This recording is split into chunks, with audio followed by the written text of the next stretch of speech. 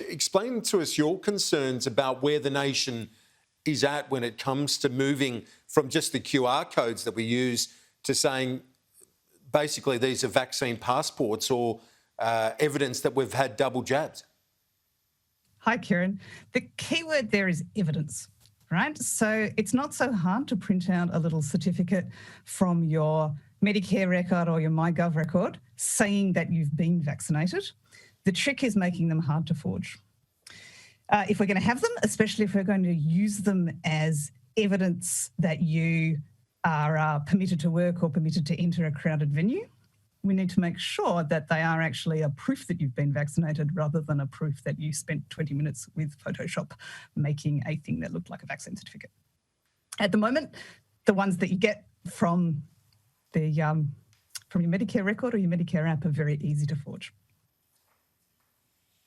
Okay, so what needs to be done then, in your opinion, to provide that barrier to forgery? It's actually pretty simple, and there's an open standard that's being rolled out across the EU, which would use a cryptographic digital signature on the information. And that digital signature would be included in a QR code, which the person reading the vaccine certificate could verify using cryptography.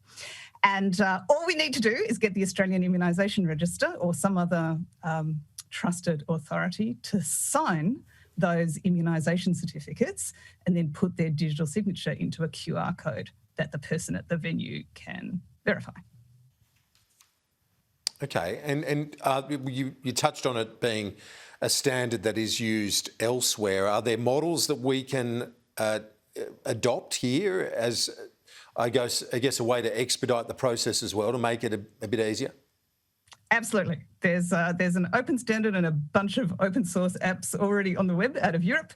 We could just kind of copy and paste them. The hard bit is actually just getting the federal authorities to make the signatures. And actually, it's not even necessarily the federal authorities that have to do it. Any trusted authority, whether at a state level or even at a hospital level, needs to be able to produce the signatures, and then everybody else can verify them. Would you prefer to have a national system here where, say, there would be one QR code for check-ins, for proof of vaccines, or can it be done at the state level just as effectively? I don't see any inherent reason why it has to be a federal. It has to be organised at a federal level. It's something that the states could do on their own. You just have to have some kind of trusted authority that knows who's been vaccinated.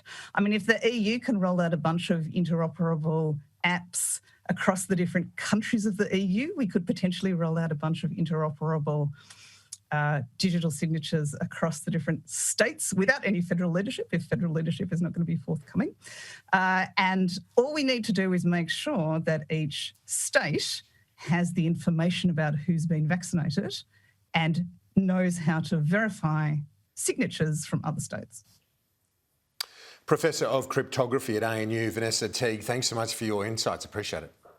Thanks, Kieran.